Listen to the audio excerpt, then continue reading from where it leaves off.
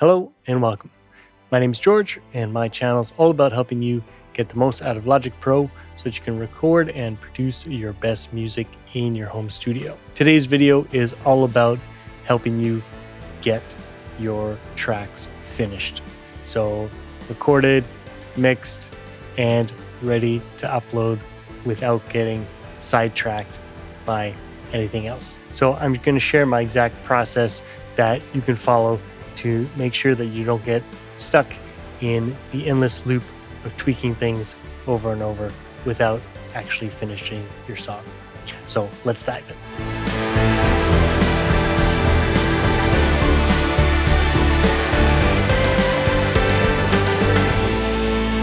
So one thing that's common for all of us when we're writing and recording music is that we get stuck in this loop of endlessly tweaking sounds, recording one more take, editing things, going back to old edits, and starting a mix, not being happy with something, re-recording, and just endlessly jumping around and never actually finishing your song. And without having a roadmap to follow, this is a really easy thing that you can fall into. So for myself, how I avoid this is just to make sure that I separate all the different steps in creating a song.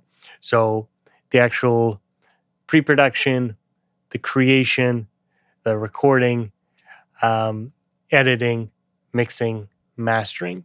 I make sure to keep those as their own dedicated steps and try not to cross over from one to the other. And once I'm done one step, I'm moving on to the next, and I try really hard not to go backwards. So I'm going to go over each of these steps with you and show you exactly how I approach everything from the very beginning of a song to the very end of the mastering stage. So let's start with step one, which is creating. And this is going to be the largest part of all the steps. And this begins with pre-production. And by pre-production, I mean getting kind of all of the basics sorted and out of the way.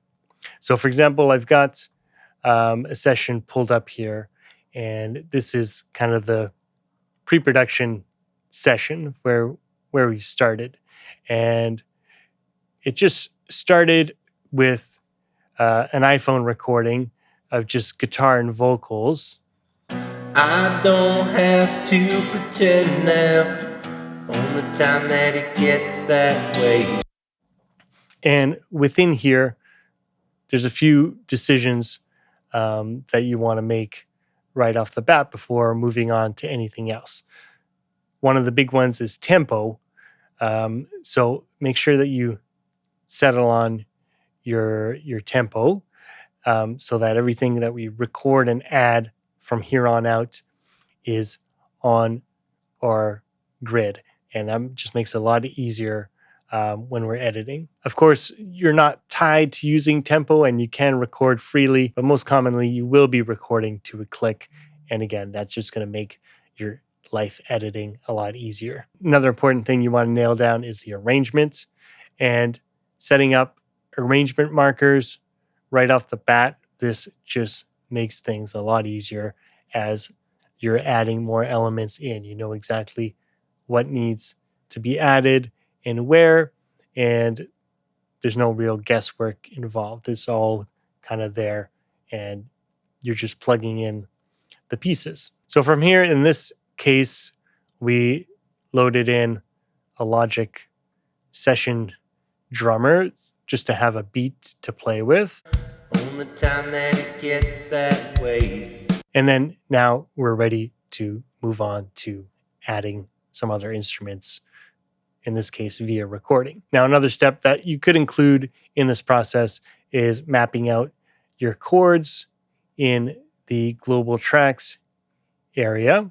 And if you're using any session musicians, then that would help a lot as well. So having your chords and your markers is a great help to have that mapped out. And the chord track, even if you're not using session musicians, if you're have other musicians coming in and actually recording or recording yourself, it's helpful just to see the chords up there as well so that you can follow along when you're recording. And then one thing I like to do as well when I'm moving through all these different parts of the process is creating a different project alternative for kind of each step.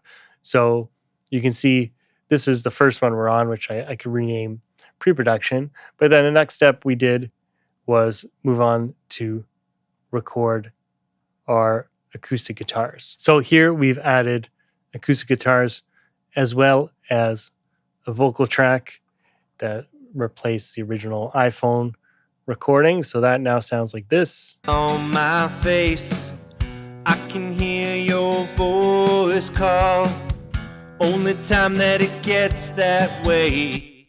Now at this stage, I haven't done any mixing yet. I've got very few plugins, if any at all.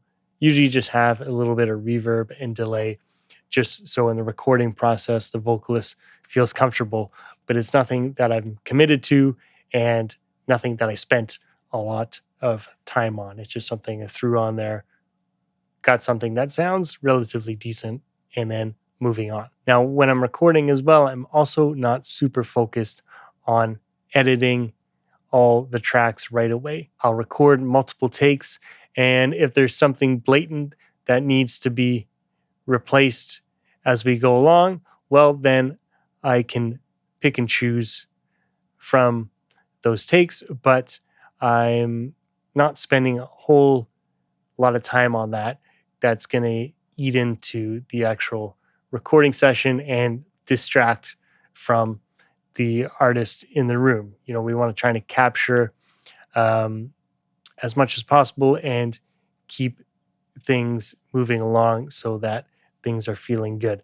If I have to stop for half an hour or more to tweak every little thing that I might be the only one to notice, then, you know, that kind of starts to suck the energy out of the room a little bit. And it's best to leave that for later. So again, in this initial creation and recording process, we have multiple sessions that we kind of built this up over time, and starting with the acoustic guitar and then adding the vocals and as well what I called beds, which were the drums and bass, and then electric guitars, organ, percussion. So in these sessions, this is the time to try different things, see what you're liking, what you're not liking, you know, trying different riffs, different parts, and experimenting as much as possible. And then when the session is over, this is the time to come back to it with a fresh set of ears and moving on to the editing process. Now, I will give a little bit of a disclaimer that the editing can overlap a little bit with the recording and creation process. For example, the beds, the drums and bass, if we look at our drum tracks, for example, there are a few edits that we made here where we took pieces from different takes. And if you're adding different instruments over time, well, then you do want to do the edits to all your bed tracks, like your bass and drums, before you start adding more onto it. Since the bass and drums set the groove for everything else, you don't want to be playing over a drum groove that might be changing later. But with that said, I'm still separating this process. So for example, the editing of these drum tracks, I left that for after the session, once the session is done. So I recorded, in this case, our 7 takes. And then when the musicians go home or the next day when I have time on my own, I'm going to do all these edits and make sure everything's ready for when I add things in the next session. So now once you've completed all the recording and creating part of it, now it's time to move on to the editing. So you may have done a little bit of the necessary editing as you go, and that's okay. But this is where you're going to kind of clean things up and fine tune a little bit. So if there's any comping left to do, so selecting the best tracks of your vocal or another instrument, now's the time to do that. If there's any vocal tuning to do, using flex pitch, Melodyne, or another piece of software, now's the time to do that as well. And just cleaning anything up in your tracks. So making sure that you cut out kind of any dead space. So for example, here the drums don't come in. So we've shortened that up. We make sure we have our fades at the beginning and end here. On any of our other tracks, the guitar, for example, and this guitar 3, there's no guitars there. So we've trimmed that up to when it starts, and we've faded out accordingly. And same thing here. Just trim things up to where they start so that things like this, for example, little noises that are getting picked up, we don't need to hear that. So make sure to cut all that out. And then making sure that our crossfades are where we want them and everything sounds clean without any clips.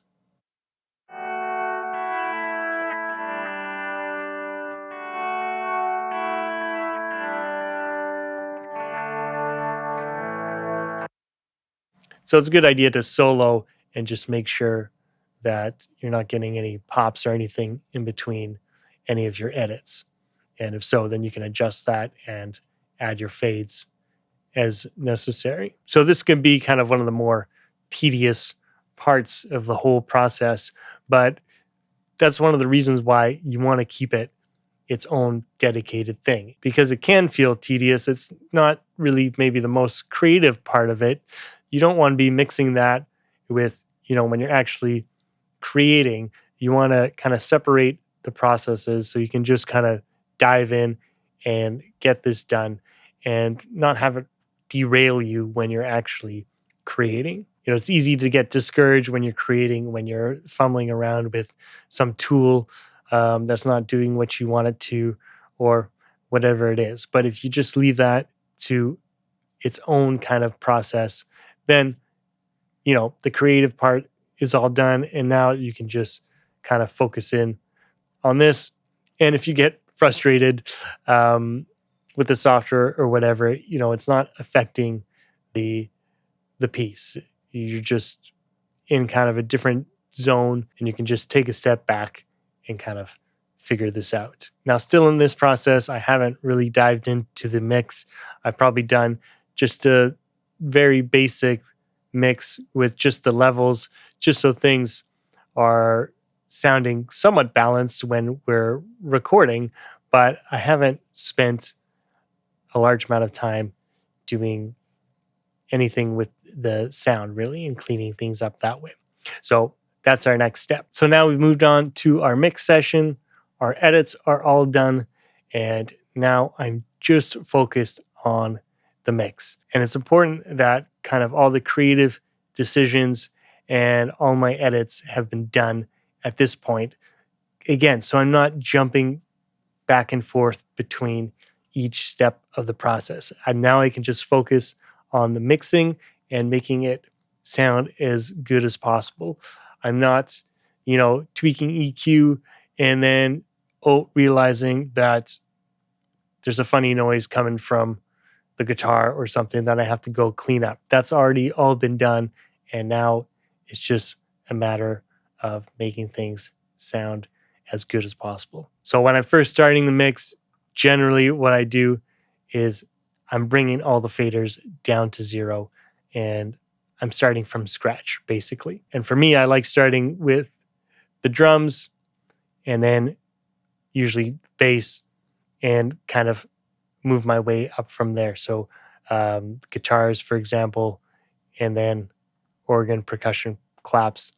And then I usually leave the vocals till the end. And I've kind of organized my tracks in the order that I like to mix them.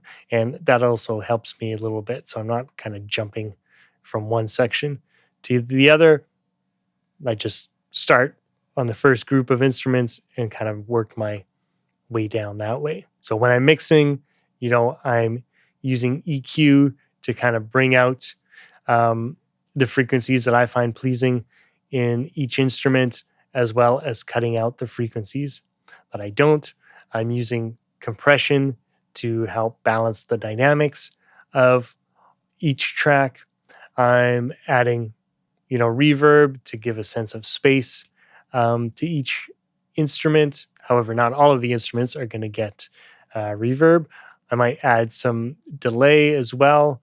In this case, I've got some delay on the vocals and I think a little bit on the guitar as well. And usually, how I approach mixing is I'll mix kind of the chorus first and adjust all my levels to where I want them to be in the chorus, because usually that's where most of the instruments are playing.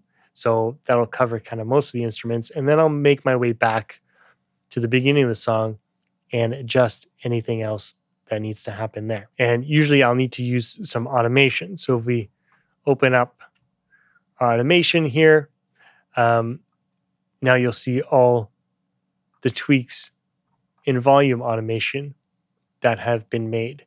So as I said, I'll usually start with the chorus. So that'll kind of be set where I want it. And then I'll adjust the verses and any other section kind of as needed in relation to the chorus. Now, once I'm feeling happy with my mix, this is where I move on to the mastering section. Now, for the mastering step, this is going to be kind of the last final polish before you bounce out your song and have it ready to distribute, either with streaming platforms or pressing it to CD and vinyl. And in Logic, there's a few different ways that you can approach this.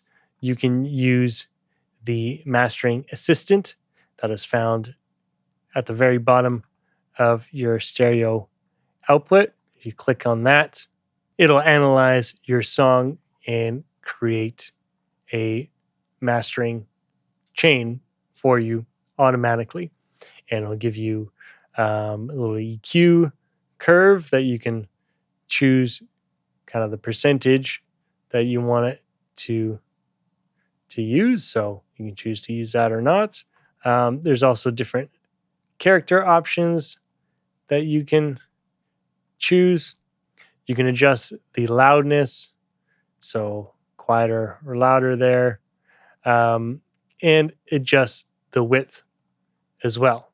So this is a real quick and easy way to master your song. Now, the other way is there's some mastering presets. If you go up here, or normally it says settings, and you click on that, and if you go to app presets, and there's a bunch of different mastering presets here, and these are the legacy patches as well. And this will load a collection of plugins on your master bus. And the advantage of that is you can adjust all the plugins individually and add and remove as you will. Now, myself, I kind of have a collection of plugins that I use regularly that I've added on my master bus.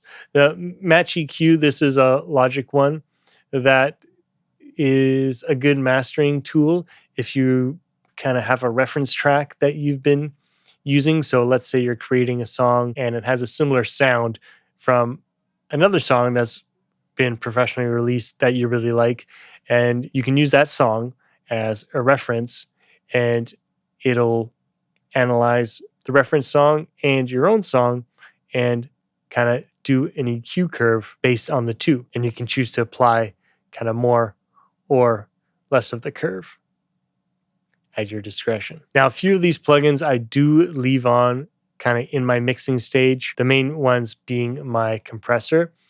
So this way I'm mixing into my compressor, but I will kind of set this a little bit as I go when I'm mixing, but I'll leave it to fine tune at the end in my kind of mastering process. And then the last couple plugins, I have the loudness meter, and this is a Logic plugin to measure how loud my master is. And I won't go too deep into loudness, it's kind of an endless discussion and debate. In a few of my mastering videos, I've recommended going to minus 14 LUFS, which is what's recommended by Spotify when you upload your songs. You'll come across a lot of others that say you should master quite a bit louder. This just gets into the age-old debate of the loudness wars of, how loud you want to make your song. And really, it just comes down to how you want your track to sound. Spotify, if you make it really loud, it'll adjust and bring it down. But if you prefer the sound of it being really loud and compressed, well, then by all means, go for it. If you want kind of more dynamics in your music, well, then you can master it a little bit quieter, such as minus 14. And then my second last plugin right now is Ozone, which is kind of a mastering suite by Isotope, but you can use any limiter and, of course, any of the built-in Logic ones, such as the adaptive limiter. So before you go, maybe I'll just play a little bit so you can hear kind of the end result. Because I'm wide awake, that's the way you like it when you're to the top. Don't have to be alone, working to the bone. Ain't got no more money, but damn, I'm feeling funny and it's a better way. 3 days on the road. So that's come along quite a bit from the iPhone recording that we started with. So I hope that's helped kind of show you how you can keep things moving along and make sure that you actually finish what you start. And as I said, it's all about just progressing and making sure that kind of each process kind of gets its own dedicated time and mindset, because each step kind of requires a different way of thinking. There's the real creative processes that happen in the beginning, the editing that is just kind of time consuming and can be a little bit tedious at times, and then the mix is its own thing as well. It can certainly be creative, but you don't want to be kind of jumping back to the beginning and kind of adding more things in. We want to just kind of focus on getting things sounding as good as possible, and then moving on to mastering, and then actually having our finished track that we can share. So I hope that helps and encourages you to finish your own tracks. If you have any questions, please feel free to leave those in the comments below. And I also want to thank you for all the likes and subscribes. And if you want to continue to improve your workflow in Logic Pro, don't forget to download my free Ultimate Logic Pro Starter Pack. This includes my Logic Pro hotkey cheat sheet with all the most common shortcuts that you can print out and have ready at your fingertips. This also includes my audio recording guide to make sure that you have everything set up step by step for flawless recording, my mixing guide so that you can reference all the most common mixing plugins in Logic Pro, my gear guide as well, so that if you're just getting started out, you know exactly the gear that you need. And lastly, my session and mix templates to give you a little bit of a head start when you're first starting recording or writing your tracks. So I hope you enjoyed the video, and we'll see you in the next one.